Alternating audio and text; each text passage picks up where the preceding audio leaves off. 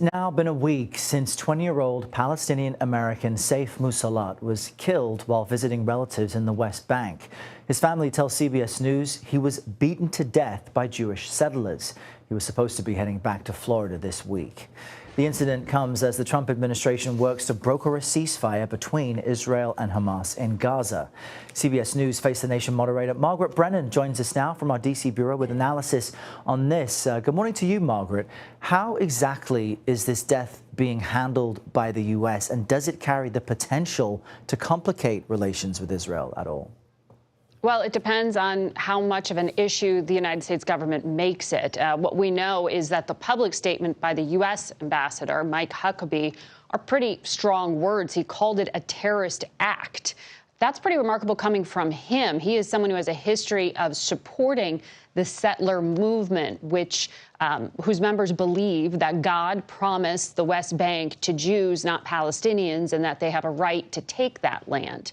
He's also said things like there's no such thing as a Palestinian. So these are strong words. Secretary of State Rubio has said he wants the Israeli government to figure out who was in the mob that the family says beat Saif Musallet for 3 hours, until he was at a point where even medical care was denied.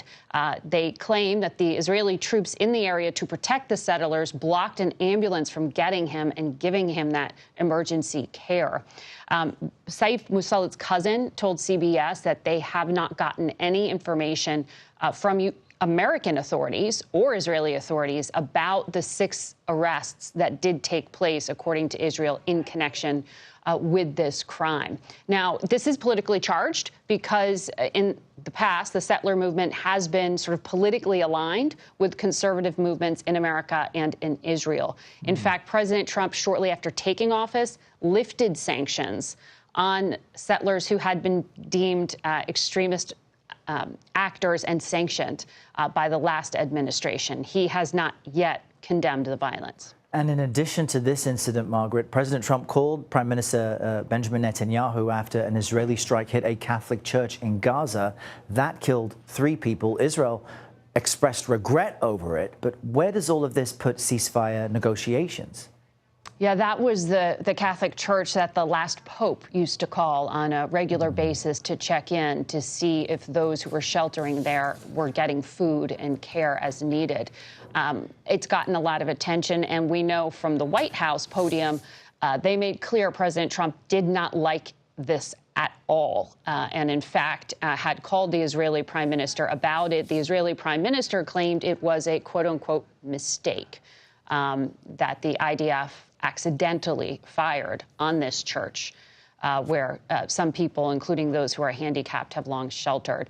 But when it comes to that Palestinian territory in Gaza and the efforts to broker a deal, I am told that there's reason to hope at this moment. In fact, we know that Israel submitted a new map suggesting other areas that they could withdraw to within Gaza, and that the mediators who are pressing Hamas to accept it think there is a good shot this time. All that means we could see a potential 60-day ceasefire with the release of hostages, the release of Palestinian detainees, and food and aid allowed into the Gaza Strip.